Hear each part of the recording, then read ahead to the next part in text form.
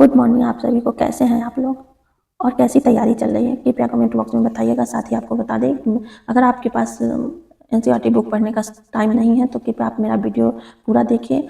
8 से 9 मिनट में आपको एनसीईआरटी पूरा कवर मिलेगा। एक चैप्टर बाय चैप्टर मैं इसे कवर कराने का प्रयास कर रही हूँ।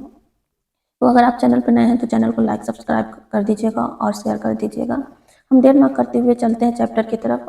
संसद तथा कानूनों का निर्माण के बारे में जो चैप्टर 3 है, क्लास 8 का 1-2 हो चुका है। ये क्लास 3 का 8 का चैप्टर 3 है, जिसमें संसद तथा कानूनों का निर्माण के बारे में बताया गया है। जो भी की पॉइंट है वही मैं लेकर के आई हूँ, क्योंकि ज़्यादा एक्सप्लेन करूँगी तो वीडियो लंबा हो जाएगा। तो जो एग्जाम व्यू से आ सकता है, जो प्रीवियस ईयर क्वेश्चन को ध्यान में रखते हुए मैं ये नोट्स बनाई हूँ, तो की पॉइंट ही मैं इसमें बताने का प्रयास की हूँ। इसमें बताया गया है 1885 में कांग्रेस ने मांग की थी। 1885 का जो चार्टर एक्ट आया था उसमें मांग किया गया था अंग्रेज से, विधायिका में निर्वाचित सदस्य होना चाहिए। कांग्रेस ने मांग किया था और उन्हें बजट पर चर्चा करने और प्रश्न पूछने का अधिकार मिलना चाहिए, जो हमारे भारतीयों को ये सब पर अधिकार नहीं था। तो इसमें मांग किया गया था।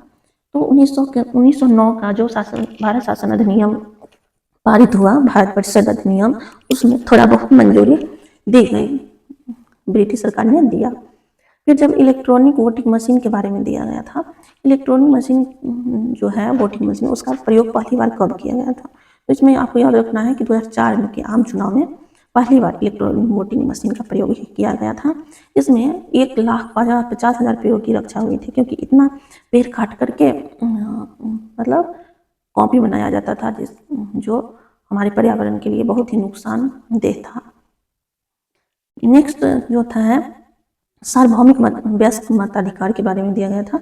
देश के सभी वयस्क नागरिकों को वोट देने का अधिकार। इसका मतलब क्या होता है? सार्वभौमिक वयस्क मताधिकार का मतलब देश के सभी वयस्क नागरिकों को वोट देने का अधिकार है। तो सार्वभौमिक वयस्क मताधिकार के बारे में आपको जानना है। इसके बाद संसद के बारे में दिया गया था, जिसमें बताया गया कि भारतीय संसद देश की सर्वोच्च कानून निर्मात्री संस्था है। क्या है? ये सर्वोच्च कानून निर्मात्री संस्था है। इसके 2 सदन हैं।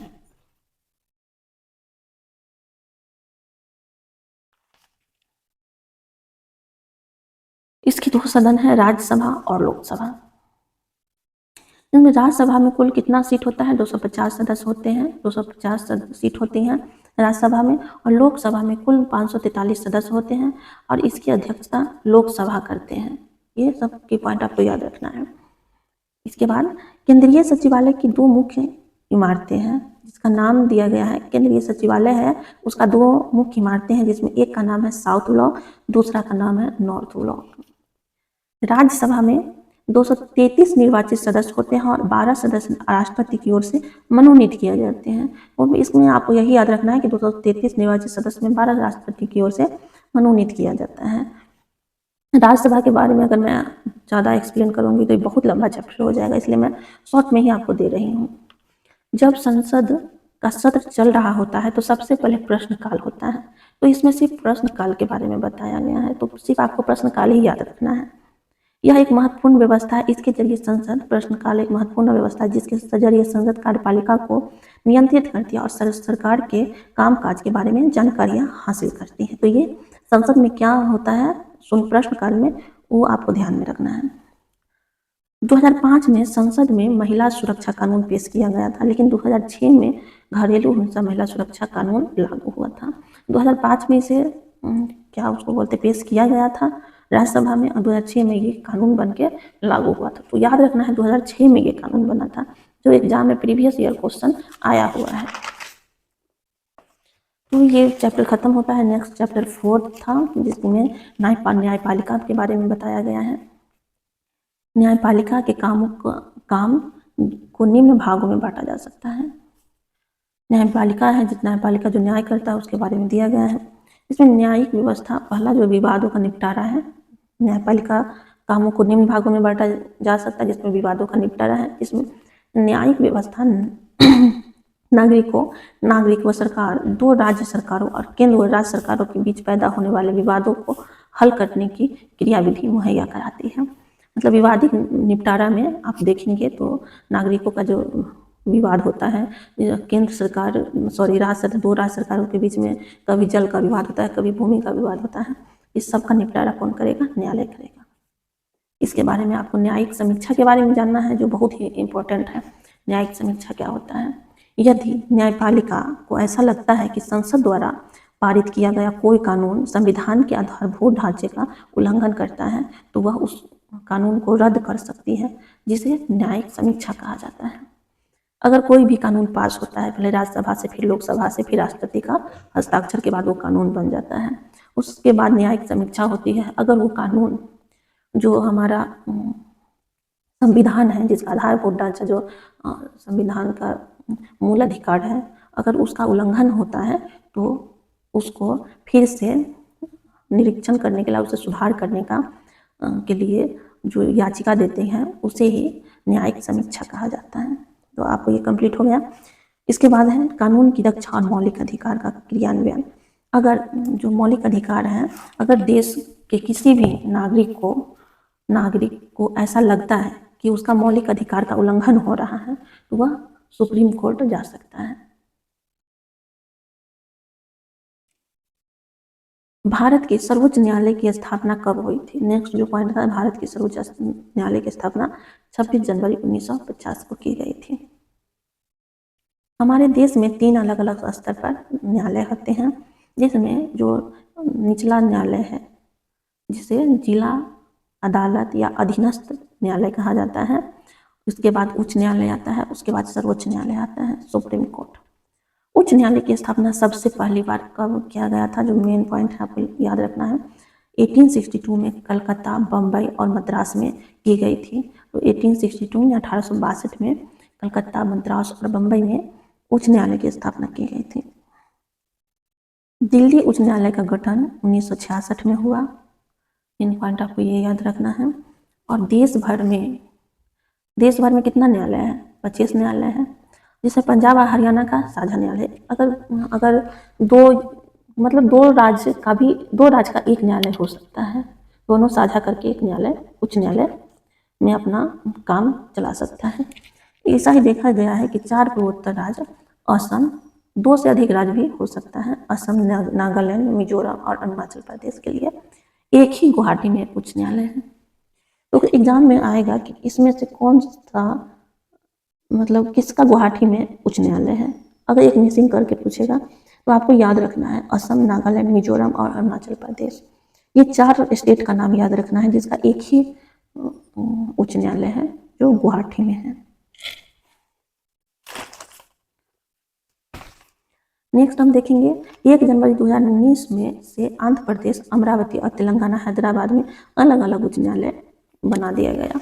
पहले एक ही उच्च न्यायालय हुआ करता था, अब इसे अलग अलग बना दिया गया है। ज़्यादा से ज़्यादा लोगों के लिए नज़दीक पहुंचने के लिए कुछ उच्च न्यायालय की राज्य के अन्य हिस्सों में खंडपीठ बेंच भी होती है। अगर ज़्यादा लोग हो जाता है तो उच्च न्यायालय क्या करती है? एक खंडपीठ बेंच तैयार करती है, जहाँ पे लोगों की याचिका दर्ज की जाती है और उनका न्याय दिया जाता है। नेक्स्ट है अधीनस्थ अदालतों को कई अलग अलग नामों से संबोधित किया जाता है। जो अधीनस्थ न्यायालय है उनको कई अलग अलग नामों से संबोधित किया गया है, जिसका नाम याद रखना है, आपको एग्जाम में आ सकता है। इसको अधीनस्थ न्यायालय जो जिला न्यायालय है उसका अलग अलग नाम है, जो मैं नोट कर दी हूँ। ट्रायल कोर्ट बोला जाता है, जिला न्यायालय बोला जाता है, अतिरिक्त सत्र न्यायाधीश, प्रधान न्यायिक मजिस्ट्रेट और मेट्रोपॉलिटन मजिस्ट्रेट, सिविल जज न्यायालय। ये 4, 5, 6 कितना है? 2, 4, 6 जो नाम इसका याद रखना। अधीनस्थ न्यायालय, जिला न्यायालय का नाम, मेट्रोपॉलिटन मजिस्ट्रेट, प्रधान न्यायिक मजिस्ट्रेट, अतिरिक्त सत्र न्यायाधीश, जिला न्यायालय। इसमें कंफ्यूज नहीं करना है, सब एक ही का नाम है। इसके बाद आपको फौजदारी कानून और दीवानी कानून के बारे में जानना जरूरी है। इसमें दिया गया है कि फौजदारी कानून जो होता है जिसमें क्रियाओं से संबंधित होता है, जिन्हें कानून अपराध माना गया है कानून में, जैसे चोरी, दहेज, औरत को तंग करना, छेड़छाड़, ये सब फौजदारी कानून में आएगा। दीवानी कानून में अचल संपत्ति आएगा। इसमें जो है इसका संबंध विशेष अधिकारों के उल्लंघन, अवहेलना से होता है, दीवानी कानून का संबंध।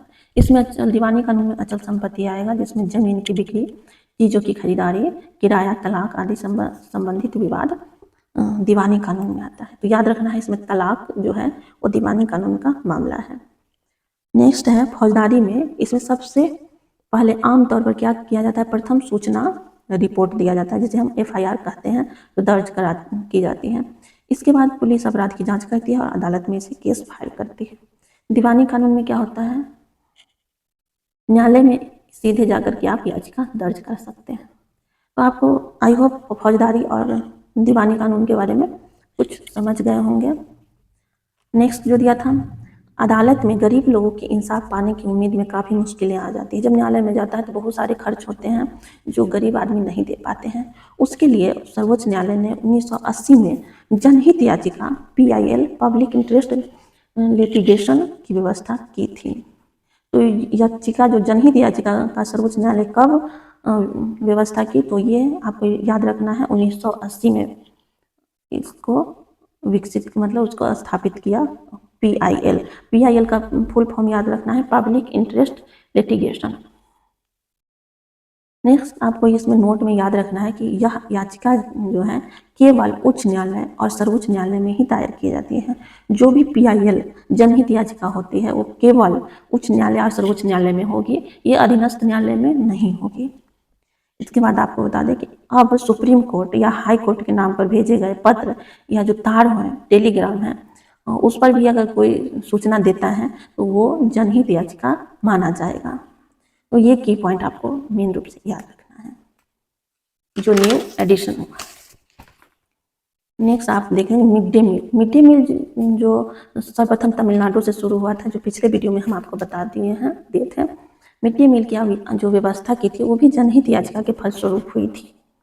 और जीवन के अधिकार में, जीवन का अधिकार एक मौलिक अधिकार है, मूल अधिकार है, जो जिसमें भोजन के अधिकार को भी शामिल किया गया है। यह आर्टिकल 21 में जीवन के अधिकार में ये शामिल किया गया है। और आर्टिकल 21 बहुत ही व्यापक है। इसमें जीवन का अधिकार, आजीविका का अधिकार भी शामिल किया गया है। इसके बाद एक केस आता है ओल्गा टेनिस बनाम मुंबई नगर निगम। इसमें जो जिसके पास आजीविका नहीं है, जो बहुत ही जो फुटपाथ पर लोग रहते हैं, उसकी आजीविका के लिए ये लड़ाई मतलब ये केस हुआ था, जिसमें एक महत्वपूर्ण फैसला लिया गया था। इस फैसला में अदालत में आजीविका के अधिकार को जीवन के अधिकार का हिस्सा बताया था। तो आपको एग्जाम में आ सकता है कि आजीविका के अधिकार को जीवन का अधिकार का हिस्सा किस केस में बताया गया, तो इसको याद रखना है, ओल्गा टेनिस बनाम मुंबई नगर निगम। तो आज का इतना लंबा वीडियो हो गया है, आज के लिए इतना ही। आपको मेरे साथ बने रहने के लिए बहुत बहुत धन्यवाद। अगर मेरे से कोई त्रुटि होगी तो कृपया कमेंट बॉक्स में लिखिएगा। कोई भी क्वेश्चन पूछना हो तो कमेंट बॉक्स में लिखिएगा, मैं उसका जवाब दूंगी। तो आज के लिए इतना ही, धन्यवाद मेरे साथ बने रहने के लिए।